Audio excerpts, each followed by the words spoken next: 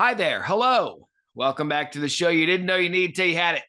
Sunday Bloody Sunday, a special bedhead edition of Sunday Bloody Sunday.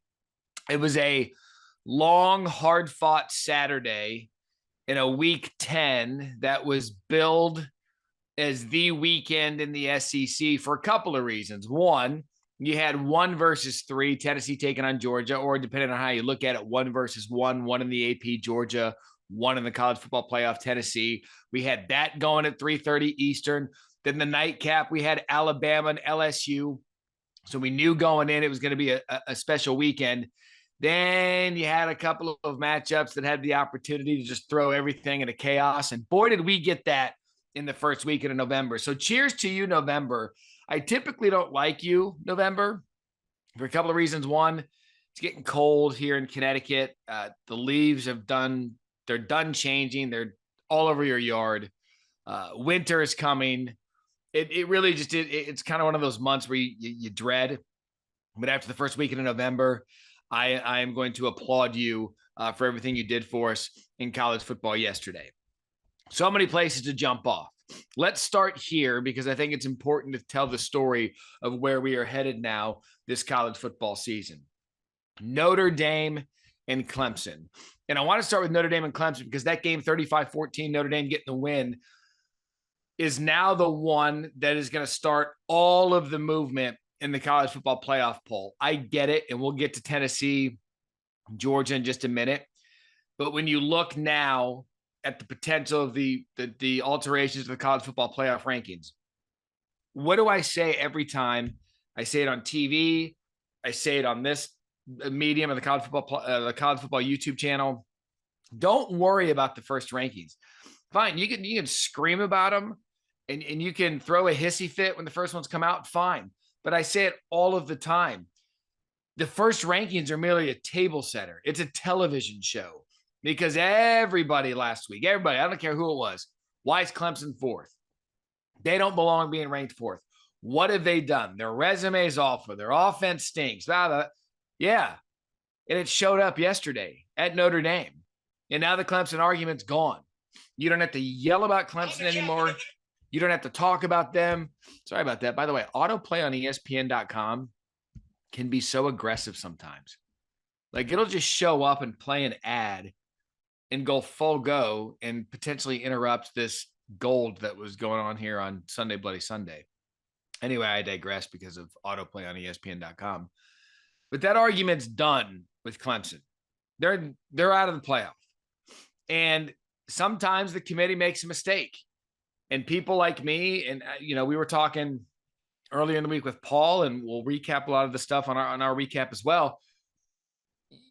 Clemson had deficiencies. There's a reason DJU got yanked in one of the biggest games of the year against Syracuse because they were down 21-7.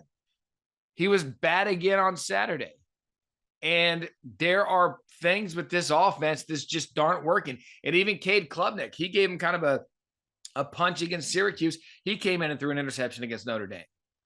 And so, oh my gosh. See what I mean? That's it. Okay. This is so dysfunctional this morning. Let's just all take a breath and a sip. What is wrong with our website? I'm going to, you know what? Can we do this? All right. Back to it. Reset here for a minute. So now that Clemson is out, now you're going to start seeing the movement. Give Marcus Freeman a lot of credit, and I'm going to here because he had an opportunity early on in the season. If you look at where they are, Notre Dame, they lost to Marshall, which is not good. They lost to Stanford, which is not good. And in a first year of a program for a first-time head coach at a brand like Notre Dame, that thing would have been so easy for people to start doubting. And why did we hire him? And the players could start questioning. When you beat number 4 on your yard as convincingly as you did, cheers to Marcus Freeman and Notre Dame. So the Clemson, those that were anti-Clemson of the playoff, I get it. I was there too, saying that they're going to have to prove a little bit more as they go down the stretch because I wasn't sure they could beat North Carolina, who got by Virginia yesterday, who was averaging 16.5 points a game. Then they put up 28 yesterday. Neither here nor there. It's probably for a little -7.5 reason I care about that. But the Clemson situation handled itself. And I lead with that because, again, it's always an example that when you get some of these rankings that are perhaps a little bit too high, they tend to work themselves out. I say that because now we move to Tennessee and Georgia. When I talk about on College Football Final or throughout the day on Saturday or throughout the week, when we talk about perfection in terms of quarterback play, in terms of stylistically in the game, and in this case with Tennessee, Georgia, the perfection with which Kirby Smart and his defensive coaches put together the game plan to shut down Tennessee on Saturday was honestly one of the best executed schemes I've ever seen. I'm not going to get too heavy into the X's and O's and where the defense was lined up in the Tennessee offense. All of that, I'll leave that to Galloway, Dan Mullen, and some of the football X's and O's experts. But here's what I know. Tennessee scored 13 points. And throughout the course of that game, the little amount of shots that Hendon Hooker took, it's not because Tennessee tried to change their game plan. It's because Georgia wouldn't let them go deep. Everything we had seen all year with Jalen Hyatt, with Tillman back, Brew McCoy, the Tennessee receivers, you're thinking, well, wait a second now. I know Tennessee's got one of the best offenses in the country as well. Tennessee's equipped to get in the shootout. We saw it against Alabama. The way that they were absolutely shut down for me is 1 cheers, 2 cheers, and a chug for Georgia. Because you were talking about one of the best offenses we've seen in a long time in college football. And I've even been one of those that have said, hey, is Tennessee a version of 2019 LSU? Is this the team that's just got everything put together to where they can go on a run and win the national championship? It's still early, and I'm not saying that that is over, but I'm saying it took a big hit on Sunday with what Georgia did between the hedges, 27-13 against Tennessee. The stats, when you look at what Hendon Hooker had done coming into this game relative to Saturday, 23 of 33, 195 yards, no touchdowns and an interception. This thing was so high flying for the first 9 weeks of the season. Cedric Tillman, 7 catches, 68 yards. Jalen Hyatt, 6 catches, 63 yards, no touchdown. This to me, and I was one of those that was a little bit suspect of where we were with Georgia because we just hadn't seen that perfect performance. Everybody brings up Kent State, fine. It's Kent State. You could probably roll the ball out and win. Georgia looked like that against them. They go on the road to Columbia, Missouri, and needed some stuff late to get that victory. So perhaps you're sitting there thinking, well, I mean, is that talent missing going to manifest itself for Georgia? Do they have too many holes to replace? Is Nolan being out? Is that going to affect him the rest of the way? Maybe that still will, but you can't tell me there wasn't a more dominating performance on the field Saturday than what the Georgia defense did against the Tennessee offense. That is the best, single best performance I've seen all year in terms of unit against another unit. Everybody did the great College Game Day. We did it on SportsCenter. It was good versus good. Great defense versus great offense. End of the day, Georgia, for me, top to bottom, proved to everyone that they are, one, still the team to beat in college football. They are still the best team in all of college football, and they showed it on Saturday. I want to share a stat with you that Sam Acho stole from Joey Galloway and used on one of our pregame shows on Friday. And we had a lot of fun with it. And I still couldn't believe it. And then we looked it up to verify it on research that going into the game, going into Georgia, Tennessee, it was Stetson Bennett who had more passing yards this season than Hendon Hooker. Let that sink in for a minute. All of the superlatives we've been giving Tennessee's offense, and rightfully so, going into that game Saturday, Stetson Bennett had more passing yards than Hendon Hooker. And so you give Tennessee all the credit, and they're not done yet. They're not done yet. We'll talk about that in a minute. But number one, Tennessee goes down. Georgia will be number one on Tuesday. We're not going to debate that. Georgia's going to be number one in the country based on the most dominating performance to date this season. Cheers to the Dogs. For any doubters that were out there, we were completely wrong. Completely wrong about the fact that you're still the team to beat. It showed on Saturday. So Georgia gets the win of the season because that was not the Tennessee team that we've been accustomed to seeing this year. So we'll see what plays out, because here's how the ramifications of that are simple.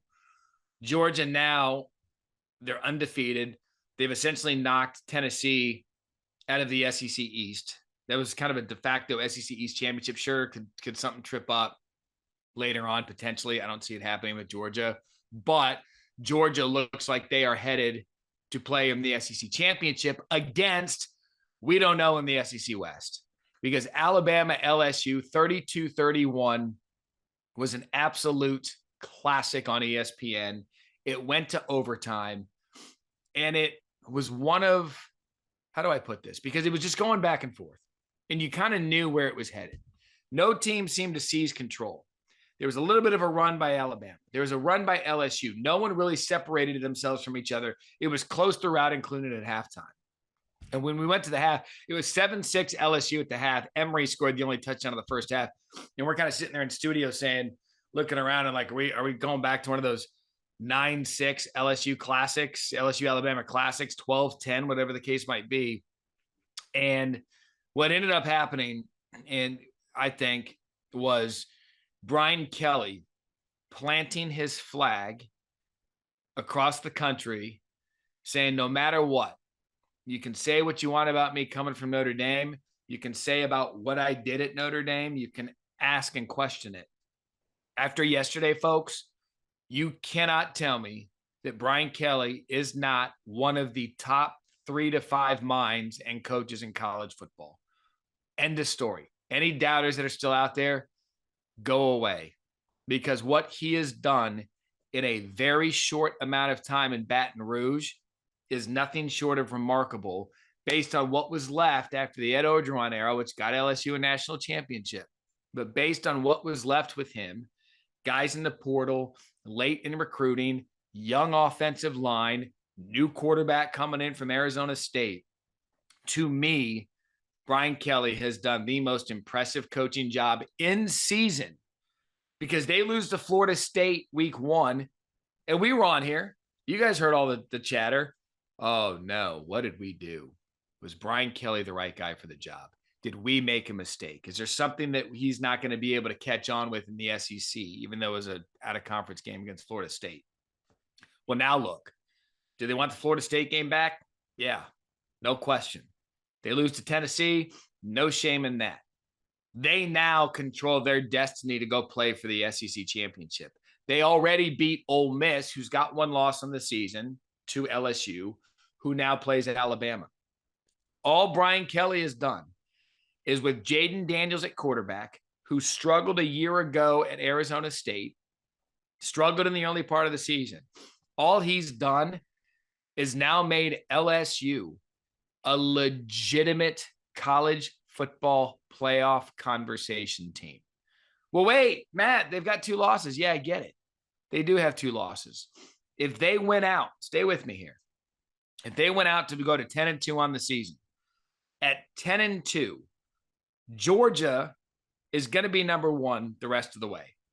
Again, I don't see any slip-ups on their schedule. Georgia is going to be number 1 the rest of the way. If LSU goes to the SEC championship and beats the number 1 undefeated team in the country, for the sake of this argument, let's call it 31-28. If LSU goes 10-2 and wins the SEC championship and Georgia's got 1 loss, are you telling me the committee is not going to take a look at this and say, wait a second, that team has now, since loss X to Tennessee, has gone on and beaten Alabama. They've run through the rest of their schedule. They've won the SEC championship. I'm telling you, there's no world in which the SEC champion is not getting into the college football playoff. And so you have a legitimate now, what Tennessee can't afford, as we kind of look through how Tennessee can still get there. Tennessee would need Georgia to beat LSU in the national championship and have something ahead of them fall to pieces, because they're still in this thing. But LSU, Alabama, and the decision what the LSU Alabama game did for college football last night. I mean, you're looking at a world now. We led with Clemson, where Clemson and Alabama, in all likelihood, will not be a part of the college football playoff. And this thing's been going since 2014. And those teams have been in it just about every year. In fact, those teams have been a part of it since its inception. Not going to happen this year. And that, to me, new blood.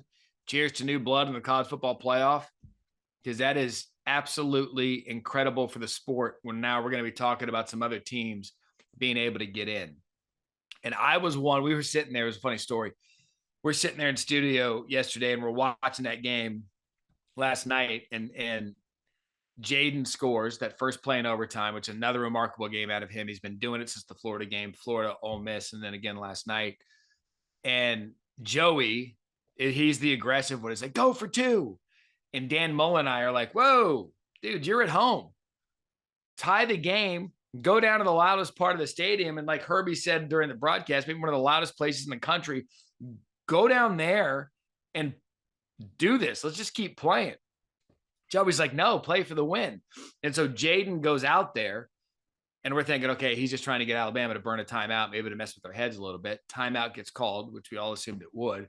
And then he runs the offense back out there to go for two and decides that this is what we're going to do. We're going to play to win. And then the game-winning play, the rollout to Mason Taylor, the true freshman, Jason Taylor's son. That's one of the greatest play calls and decisions we've seen in a long time. Because think about it if it doesn't work. Brian Kelly put an entire season's worth of building reputation on the line to tell his players, I trust you to go win. I've got a ball play that's going to be good enough for us to go get the win. And they did just that. Cheers to Brian Kelly on the coaching decision of the year to take the game into your hands. He said it after the game, and I love this. He's like, if you told me that I had one play to beat Alabama at the beginning of the game, that's all I needed, because I'd take it every single time. We had a play that we liked. We had a play that worked. And now LSU has dethroned Alabama for now in the SEC West. And there will not be, in all likelihood, in fact, no, there won't be an Alabama in the college football playoff. Let's look at LSU's schedule with you really quick here. So they lose to Florida State. We know that. They lose to Tennessee. Here's what's left. At Arkansas.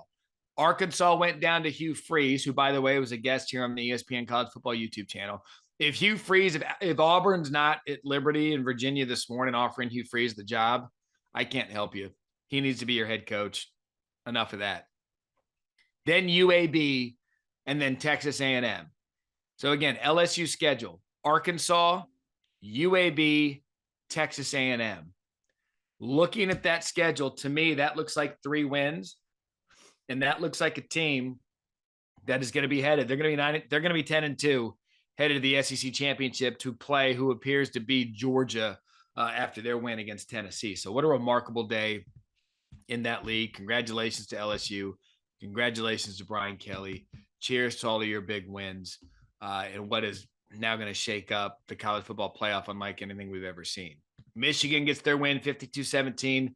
They like to do this thing with Rutgers where they, kind of play pillow fight in the first half and then separate towards the end, 52-17. That's still setting up that collision course with Ohio State. And that's the final one I want to get to. Ohio State's going to be a good test case for the committee on Tuesday, because I don't know if you guys were watching that game. They were 37.5-point favorites. The weather in Evanston was like laughably bad. 30-mile-an-hour winds. No one could throw the ball. It was just an absolute disaster of weather conditions. And so because of it, Ohio State gets the win 21-7. They kind of just pushed their way through it. By no means did they look good, but they got the win. And it'll be interesting how the committee looks at that. And if they say, well, they got the win 21-7, the weather was an outlier. It's funny. I have no dog in this fight. I don't care where they have Ohio State. I'm the one sticking up for him yesterday, and Galloway is like, what the hell is the matter with you? How are you making weather excuse? Well, it's an excuse. When you have one of the best quarterbacks in the country and he can't throw into the wind or against the wind, and they got to do what it takes to that's a thing. I don't think they should be punished for it. Yes, they got to win 21-7. They stayed firm when they could have been upset. Evan Hull put Northwestern up early. Like, relax, give them a break, because it's already going to be Ohio State, Michigan. Illinois lost. The Big Ten West is a mess. But what yesterday did with C.J. Stroud and the rest of that, look at the Heisman Trophy front runners. C.J. Stroud, he didn't have a good game. Bryce Young, in all likelihood, he's knocked out of this thing. C.J. still, I'd say, is right in the mix there, even with one bad game. Hendon Hooker, he was another favorite to win the Heisman Trophy. He didn't throw a touchdown pass on Saturday in his biggest stage. All that has done is open up the door for, wait for it, Bo Nix, Oregon. Imagine that. Imagine that story if Bo Nix is able to get it done. He, again, yesterday, for the third consecutive game, accounted for 5+ touchdowns. So he's in the mix. I mean, yesterday is why we love college football. It really, really is. I mean, if it sounds like I'm all over the place, great. I got home at 3:30 a.m. before the clocks changed and woke up at 9 a.m. because it was that good of a day in college football. So again, to recap, for more of the recap, find Feinbaum and me. We do it every Sunday, but Georgia is without question your number one team. Let's give Ohio State a little bit of a slide. Watch TCU now, who had to come back from another deficit to win. They're going to slide up because Alabama was 6, so you've already got them out. Michigan's going to climb to 4 with Clemson going out. So in some way, shape, or form, it'll be interesting to see where Tennessee is ranked. But now all the TCU lovers who thought they were being disrespected, they're going to climb up into the rankings. Clemson's going to be out. Alabama's going to be down. And it's exactly what we said was going to happen. Just give it some time. Let it breathe. There are more rankings to come out. It's going to change again. So if you don't like Tuesday's rankings, fine, it's going to change again. But here's what's not going to change. The absolute brilliance that is a college football Saturday, the month of November, that I'm going to learn to love a little bit more because you've never loved me back. I'm going to learn to love you because it was so entertaining on Saturday. Cheers to everyone. If your team lost, drink 2 of these. If your team won, drink 1 of these, then switch over to beer, vodka, however you like. But either way, give yourselves a round of applause for continuing this journey on what has been one of the more entertaining college football seasons we've seen in quite some time. Thanks for watching the show you didn't know you need till you had it. Sunday Bloody Bedhead Sunday. Thanks for watching ESPN on YouTube. For live streaming sports and premium content, subscribe to ESPN+.